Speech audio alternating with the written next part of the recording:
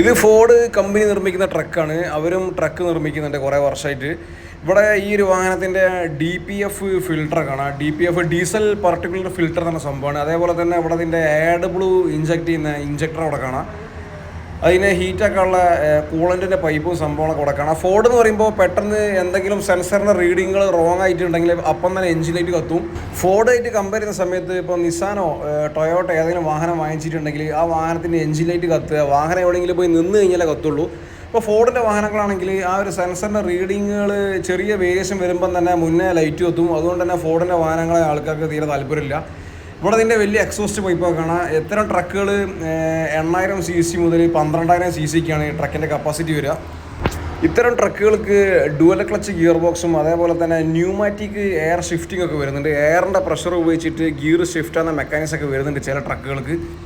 ഇത്തരം ട്രക്കുകളെ gear box എന്ന് പറയുമ്പോൾ 1.5 ഗിയർ ബോക്സ് ആയിരിക്കും കേട്ടോ. ഇതിൻ്റെ അകത്ത് കുറേ ഗിയറുകളുണ്ടാവും, 10-15 ഗിയറുകൾ ഇതിൻ്റെ അകത്ത് ഉണ്ടാവും. അതുകൊണ്ട് തന്നെ ലേശം കോംപ്ലിക്കേറ്റഡ് ആയിരിക്കും ഇത്തരം ഗിയർ ബോക്സ് അസംബിൾ ചെയ്യുക, സെറ്റ് ചെയ്യുക എന്നൊക്കെ പറയുമ്പോൾ. ട്രക്കുകളിൽ AdBlue എന്ന് പറയുന്ന കെമിക്കൽ എന്തിനാണ് ഉപയോഗിക്കുന്നത് വെച്ചാൽ ഈ ഒരു കരി കുറയ്ക്കാൻ വേണ്ടിയിട്ടാണ്. ഇപ്പോൾ KSRTC ബസ്സൊക്കെ പോകുന്ന സമയത്ത് ഇങ്ങനെ കറുത്ത കരി ഇങ്ങനെ പുറത്തേക്ക് ഇങ്ങനെ പോകുന്നത് കാണാം. ആ കരിനെ ഫിൽട്ടർ ചെയ്യാനുള്ള ഫിൽട്ടറും അതിനെ കുറയ്ക്കാനുള്ള സംഭവങ്ങളൊക്കെയാണ് ഈ ഒരു DPF ഫിൽട്ടർ എന്നൊക്കെ പറയുന്ന സംഭവം. ഫോർഡിൻ്റെ AdBlue സിസ്റ്റത്തിൻ്റെ ട്രെയിനിങ് 2009 ഞാൻ ചെയ്യുന്ന സമയത്ത് എനിക്ക് അറിയില്ലായിരുന്നു കേട്ടോ അതെന്താ സംഭവം എന്ന് ശരിക്കും. എന്നിട്ട് ഞാൻ അതിനെക്കുറിച്ച് കൂടുതലായിട്ട് കാര്യങ്ങൾ പഠിച്ച് അങ്ങനെ ഈ ഒരു സംഭവം പിന്നെയും 10 വർഷം കഴിഞ്ഞതിന് ശേഷമാണ് നമ്മളെ നാട്ടിലെത്തുന്നത്.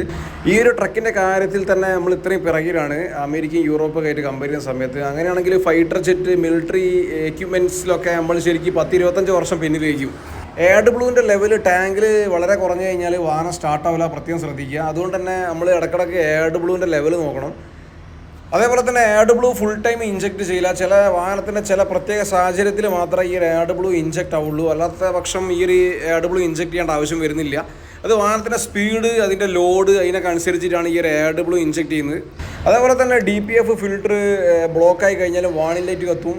ചില വാഹനം സെൽഫായിട്ട് ഈ ഒരു DPF ക്ലീൻ ചെയ്യും. അല്ലെങ്കിൽ നമുക്ക് വർക്ക്ഷോപ്പിൽ കൊണ്ടുപോയിട്ട് സ്കാൻ ടൂൾ കണക്ട് ചെയ്തിട്ട് നമുക്ക് ക്ലീൻ ചെയ്യാനുള്ള ഓപ്ഷൻ ഉണ്ട്.